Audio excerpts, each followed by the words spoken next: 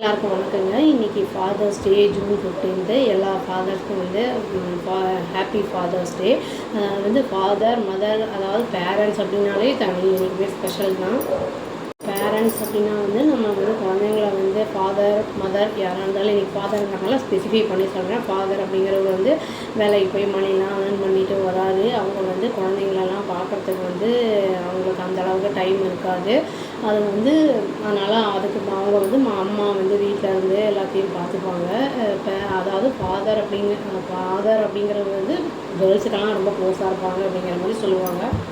அதாவது குழந்தைங்க வந்து ஃபஸ்ட்டு பேரண்ட்ஸ்கிட்ட ஏதாவது சொல்லணும். அதாவது ஃபாதராக இருந்தாலும் சரி மதராக இருந்தாலும் சரி யார்கிட்டையாவது தன்னோட ப்ராப்ளம்ஸ் ஏதாவது இருக்குது அப்படின்னா அதை சொல்லணும். அப்படின்னா வந்து அந்த அளவுக்கு வந்து இவங்க வந்து அந்த தைரியத்தை கொடுக்கணும். நம்ம எப்பவுமே வந்து குழந்தைங்கள வந்து அடித்து மிரட்டி இந்த மாதிரிலாம் பண்ணிக்கிட்டே இருக்கும்போது அந்த பசங்க வந்து நம்மக்கிட்ட சொல்ல மாட்டாங்க. அப்புறம் வந்து வேறு யார்கிட்டையாவது போய் சொல்லி அது வந்து வேறு மாதிரி அதாவது வந்து அவங்கள வந்து இந்த நம்ம குழந்தைங்கள வந்து வேறு யாராவது வந்து மிஸ்கைட் பண்ணுறதுக்கான வாய்ப்புகள் நிறைய இருக்குது.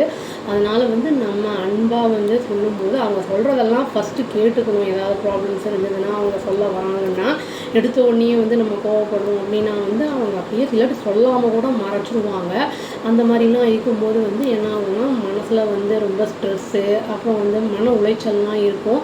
இது வந்து சூசைடல் தாட்ஸ்க்கெல்லாம் கூட வழிவகுக்கிறதுக்கு நிறைய வாய்ப்புகள் இருக்குது.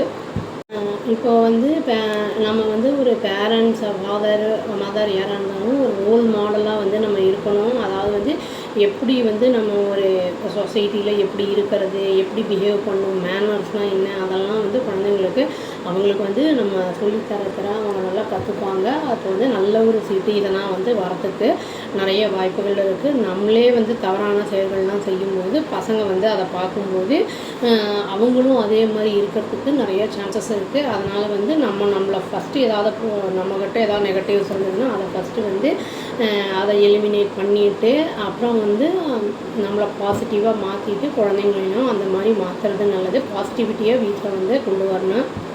இப்போ சில பேர் வந்து பெரியவங்களாக இருப்பாங்க, அவங்களோட ஃபாதர்லாம் கூட இருப்பாங்க. அந்த மாதிரிலாம் இருக்கும்போது அவங்களெல்லாம் நம்ம வந்து பார்த்துக்கணும் கண்டிப்பாக. ஏன்னா முடியாமல் இருப்பாங்க அவங்கெல்லாம். அவங்க இருக்கும்போது அவங்களுடைய அந்த இது தெரியாது. அவங்க போனதுக்கப்புறம் நம்ம ரொம்ப ரிக்ரெட் பண்ணுவோம்.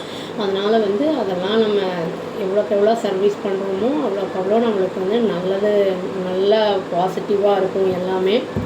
ஒரு குழந்தைங்க வந்து கொஞ்சம் ஒரு வயசுக்கு மேலே ஆச்சு அப்படின்னா வந்து ஒரு டீனேஜ் மாதிரி ஆகும்போது குழந்தைங்கள வந்து நம்ம ஒரு ஃப்ரெண்டு மாதிரி ட்ரீட் பண்ணணும். அப்போவும் வந்து நம்ம வந்து குச்சி வச்சு மிரட்டிக்கிட்டெல்லாம் இருந்தோம்னா அந்த பசங்க வந்து நம்மளுக்கு அகென்ஸ்டாக தான் போவாங்க, அட்ராக்டெல்லாம் ஆக மாட்டாங்க. அதனால் வந்து திரும்பி எல்லா தந்தையர்களுக்கும் வந்து ஹாப்பி ஃபாதர்ஸ் டேங்க. அவ்வளோதான். Thank you. Please do like, share and subscribe our channel and click the all option and tap the bell icon. Thank you.